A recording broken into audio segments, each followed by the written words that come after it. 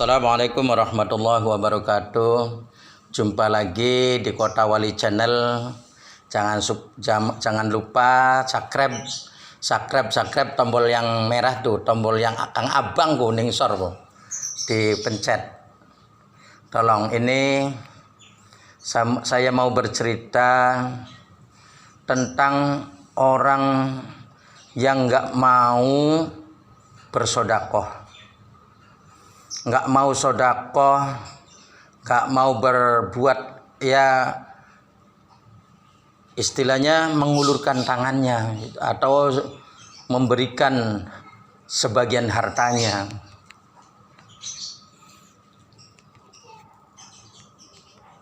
Alhamdulillah,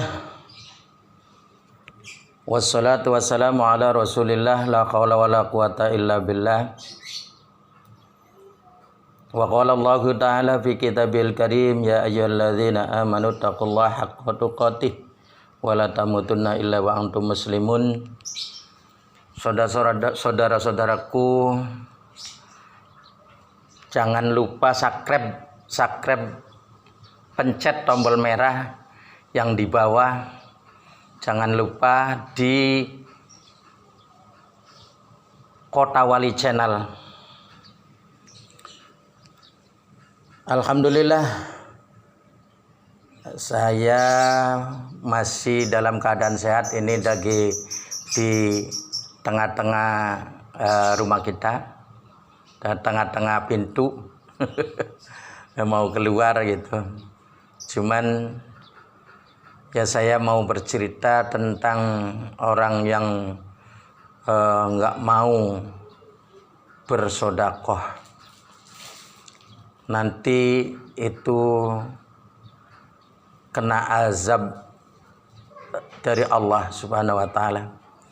Salat serta salam saya limpah curahkan kepada baginda Nabi Muhammad sallallahu alaihi wasallam beserta keluarganya, sahabatnya, dan saya dan kamu sekalian sebagai umatnya mendapatkan ridho Allah Subhanahu wa Ta'ala dan syafaat Rasulullah, amin. Ini terlebih dahulu saya bersolawat dulu. Salatullah salamullah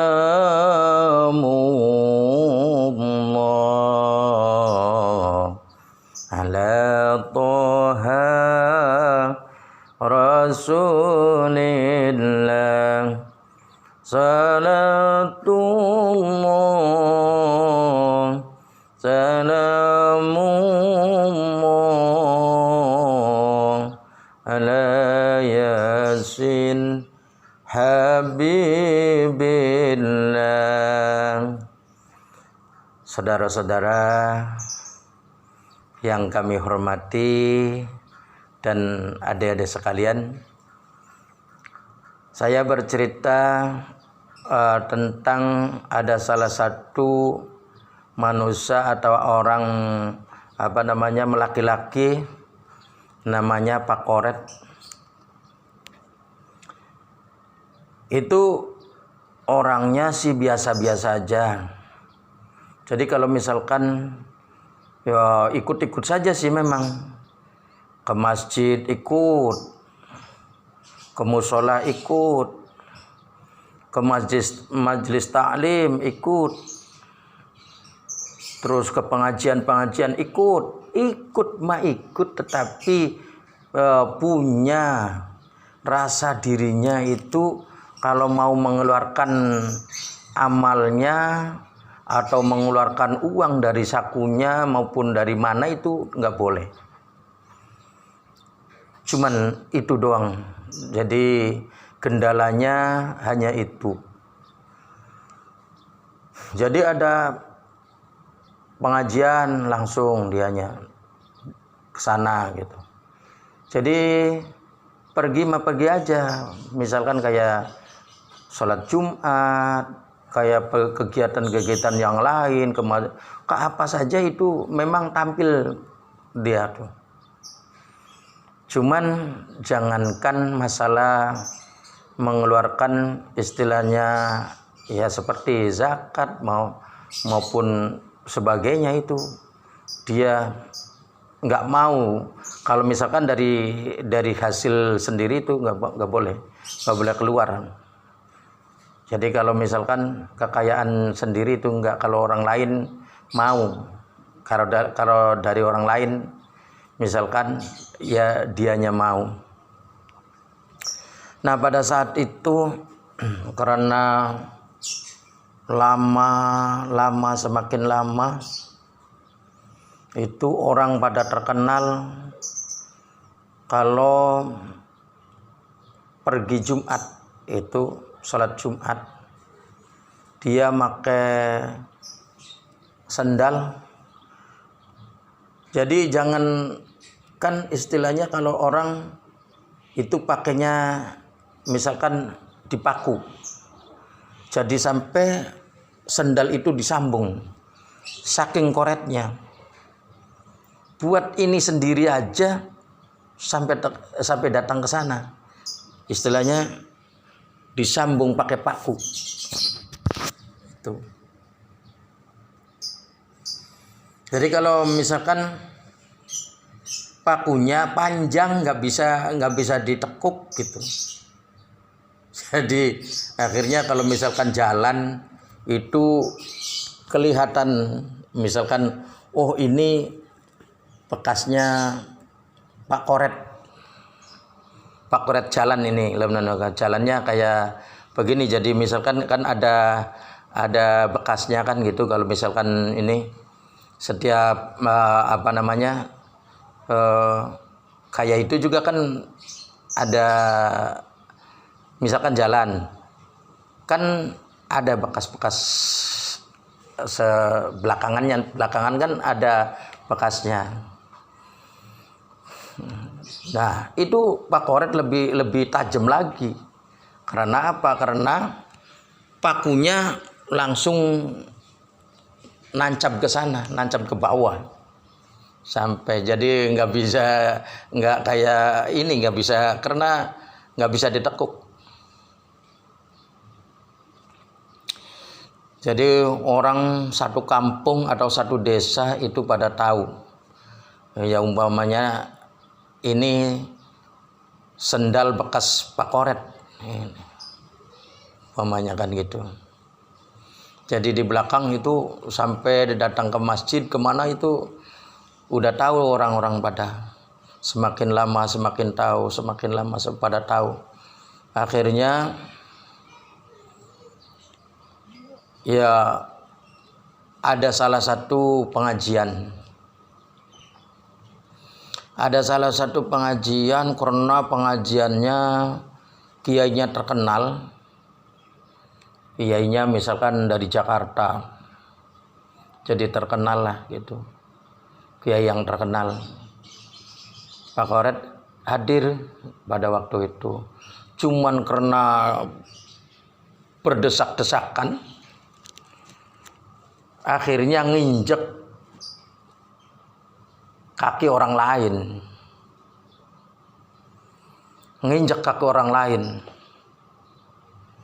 Jadi ini Pak Koret udah pulang aja. Akhirnya itu yang kena keinjek kakinya Pak Koret itu lapor ke kepala desa. Assalamualaikum. Waalaikumsalam. Ada apa Pak? Ini saya lapor Pak. Lapor kenapa? Ini kaki saya kena injakan kaki, kena injakan sandal. Jadi kayak rencem-rencem begini nih katanya. Jadi kena titanus. Akhirnya ini sandal siapa katanya? Enggak tahu, cuman kalau setahu saya itu yang sandalnya bekasnya kayak begini, ini punya Pak Koret. Jadi Pak Koret dipanggil. Pak Koret dipanggil. Jadi kepala desa ini ngatur anak buahnya disuruh manggil Pak Koret ke sana.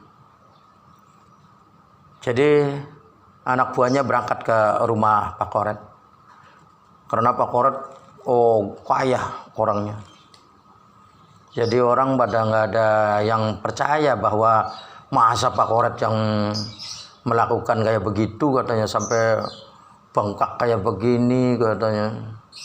Jadi kayak berbisa lah gitu. Jadi Pak Koret dipanggil. Assalamualaikum. Waalaikumsalam. Karena rumahnya gede banget, pakai teralis besi apa segala lah. Jadi ada kodenya.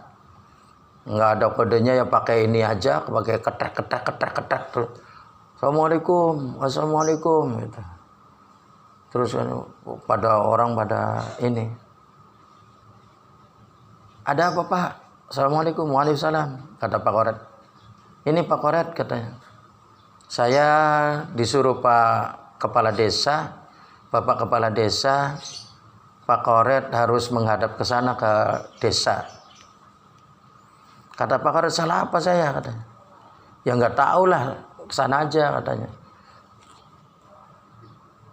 Ya kalau Pak Koret nggak ke sana, nanti saya ke sini lagi.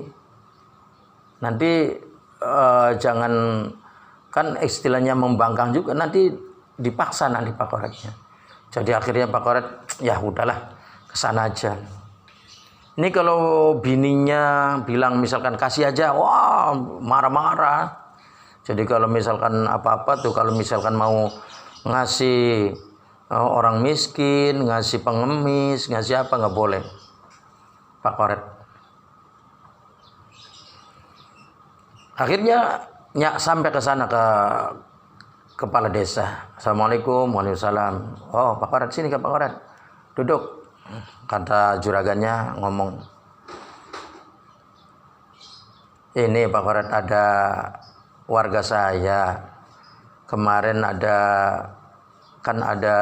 pengajian. Ada pengajian itu katanya kakinya keinjak orang. Cuman keinjak orang juga ada yang bilang bahwa yang bekasnya kayak begini, bekas sandalnya ini punya Pak Koret. Iya apa enggak, Pak?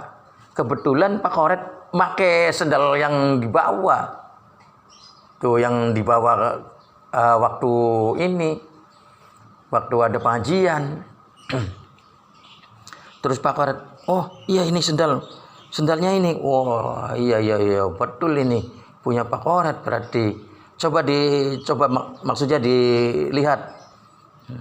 Misalkan kena pakunya berapa, Pak Koret ada berapa, pasnya aja kena.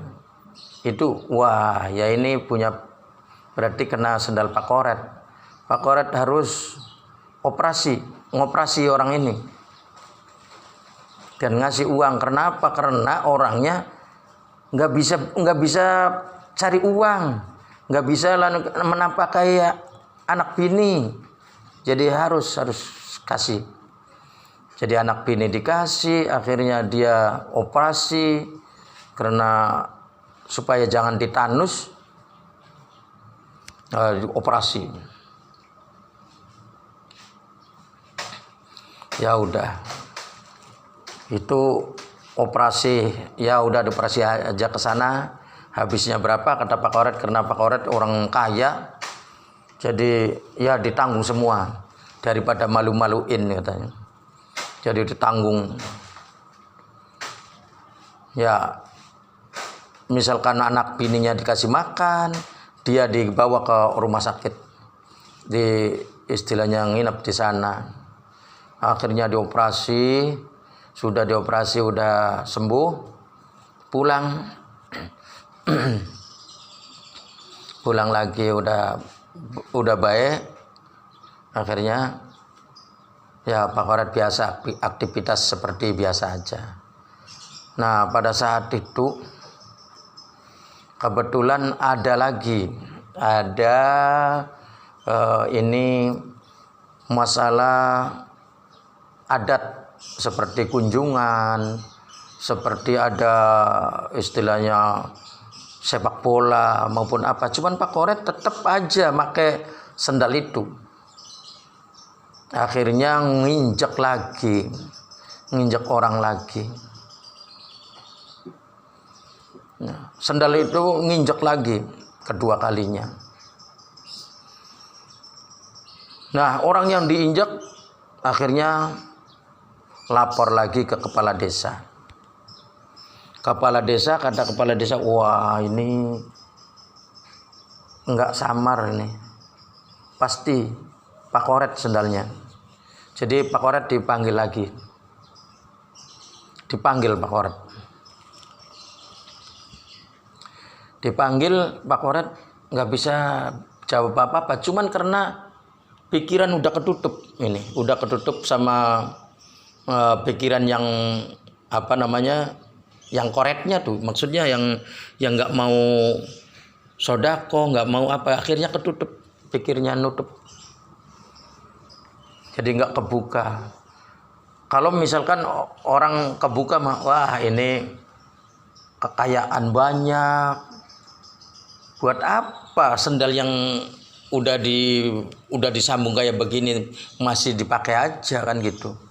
Cuman karena Pak Koret nggak mikir ke sana, nggak, tetap aja pakai sendal yang disambung dianya. Akhirnya ya Pak Koret kedenda lagi, ngasih makan anak bininya, terus operasi lagi. Cuman Pak Koret pikirannya malu-maluin kalau saya nggak mau. Akhirnya mau lagi, terus dibawa ke sana lagi orangnya yang kena sendal Pak Koret. Dirawat di sana di rumah sakit. Akhirnya beberapa hari udah dioperasi, udah apa, pulang ya tinggal ngasih makan anaknya, kan masih belum bisa berjalan. Cuman pikiran Pak Koret, duh ini gara-gara sendal aja katanya. Jadi akhirnya sendalnya ini apa namanya dibuang di kali di sana. Wah ini sendal sial katanya, dibuang aja di sana, dibuang di kali, di jembatan sana, lempar. Akhirnya sendal ngapung tenggelam. Jadi nggak ini sih, nggak apa namanya, ngapung ya nggak terlalu begini, jadi kayak ikan aja, kayak seperti ikan aja begini. Jadi kelihatannya cuman atasnya aja sih ini sendalnya tuh. Terus di situ kebetulan Pak Koret ngelempar itu, pagi-paginya kan ada orang yang nyari ikan. Jadi pakai jaring. Nah pas itu pikirannya, wah ini ada ikan gede nih katanya, kata si orang yang nyari ikan. Kebetulan pas di situ ngumpul karena ada pakunya, jadi kan di jaring itu kan langsung ngumpul. Perasaan dia kelihatannya ikan, tahu-taunya sendal Pak Koret. Langsung ini apa namanya jebur aja, pram dianya. Langsung apa namanya pegangnya kalau lebih keras lagi, lebih cepat, akhirnya kena di sininya, kena di sini sama di sini mamanya, tangannya kena paku sendal Pak Koret. Jadi sendalnya dibawa sama dianya, dibawa semua, dua-duanya dibawa di kepala desa. Lapor lagi di kepala desa, Pak saya lapor Pak. Lapor apa ini? Saya jaring ikan, saya kurasa ini sendal, saya lihatnya ikan, tahu-taunya ini sendal. Akhirnya sendalnya banyak pakunya, jadi kena tangannya. kena lagi tangannya katanya. Ya Allah, ini katanya sendal siapa? Wah iya ini sendal Pak Koret. Orang pada tahu sendal siapa? Pak Koret. Wah, panggil lagi Pak Koret. Akhirnya Pak Koret dipanggil lagi. Dipanggil ke kepala desa lagi. Dipanggil ketiga kalinya. Nah, pas di situ dipanggil lagi Pak Koret malu. Ya, udah saya ini sendal saya, jadi langsung masukin aja dikresek. Bawa terus ayo berobat di sana di rumah sakit. Operasi lagi. Operasi 3 kalinya.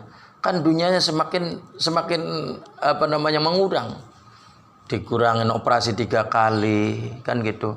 Terus anak bininya terus ya banyak aja lah gitu. Akhirnya kan semakin Pak Koret ya masih belum, hatinya masih belum kebuka.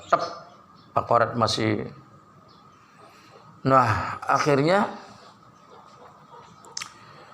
daripada saya ditaruh dilempar ke kali, wah lebih baik di pekarangan saya aja lah, dikubur. Jadi akhirnya dikubur si sendal itu tuh, sendal yang disambung, dikubur. Ya agak dalam lah. Sudah dikubur, ada anak-anak nyari itu cacing, kan bawa cangkul. Terus pas di tempatnya itu cacingnya banyak, tapi nggak tahu di situ ada sendalnya Pak Koret.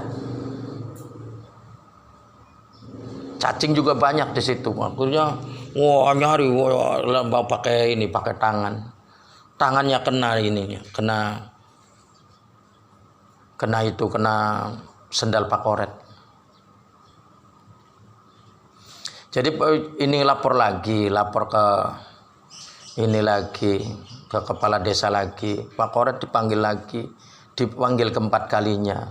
Terus operasi lagi. Nah akhirnya Pak Koret pikirannya semakin ini, mau saya kubur kena orang, mau saya lempar ke kali kena orang. Akhirnya ditaruh di bawah di bawah balai itu tempat tidur dianya, di kolong balainya tuh, di kolong tempat tidur ditaruh di situ. Lama-lama nggak ingat bahwa di situ ada paku yang nyangkol ke nyangkut ke itu tuh ya, maksudnya kan ke sendal yang dipaku tuh, nggak inget. Tahu-taunya itu istrinya kena istri sendiri. Jadi dibawa langsung sama dianya, sama Pak Koretnya, dibawa ke rumah sakit, operasi apa segala. Cuman karena Pak Koret ya tetap aja kalau misalkan ada sumbangan pembangunan masjid dia nggak nyumbang, ada sumbangan musola dia nggak nyumbang, ada pengamen apalagi pengamen enggak lah, pokoknya nggak mau istilahnya bersodakoh. Akhirnya itu Pak Koretnya pikirannya semakin ngawur, nggak karuan pikirannya kemana-mana pokoknya. Jadi akhirnya dihantuli kena sendal ini nih. karena kepikiran kena sendal. Kalau saya buang hanya itu saja, orang semua satu desa udah pada tahu bahwa ini sendal saya. Mau saya kubur takutnya ada orang yang mau ya kena lagi gitu. Jadi akhirnya ditaruh di kolong, kena istrinya. Nah, Pak Koret ini semakin dunia itu kan semula banyak banget, istilahnya semakin nipis. Habis kena sendal itu aja. Kena dendaan, kena operasian. Wah, segala-gala lah. Didenda juga iya. Terus ngoperasi iya. Ngasih makan anak bini orang iya. Cuman kan dia nggak berpikir bahwa dia nggak mau sedekah. Akhirnya Allah Subhanahu wa taala itu menghabiskan uang Pak Koret, uangnya dan juga segala kekayaannya habis, sampai Pak Koret pun kena sendal sendiri. Akhirnya Pak Koret meninggal mati Pak Koretnya. Karena dia matinya juga kan orang nggak ada yang deketin karena nggak mau.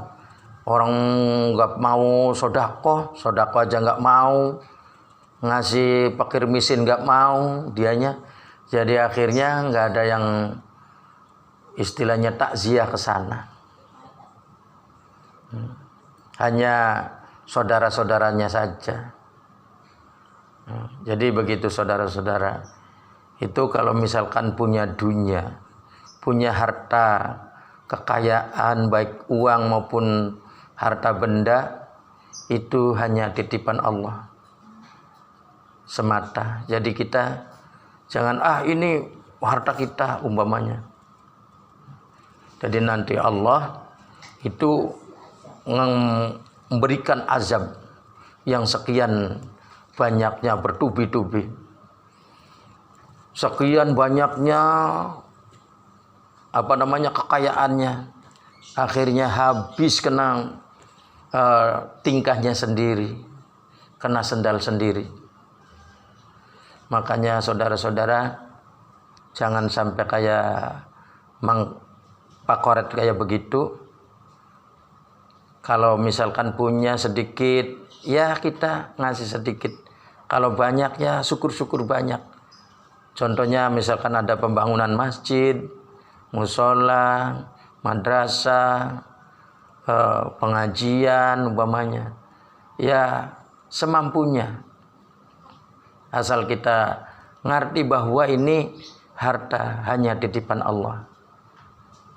Sebelumnya saya mohon maaf, ya marilah kita bersolawat dulu. Salatullah salamullah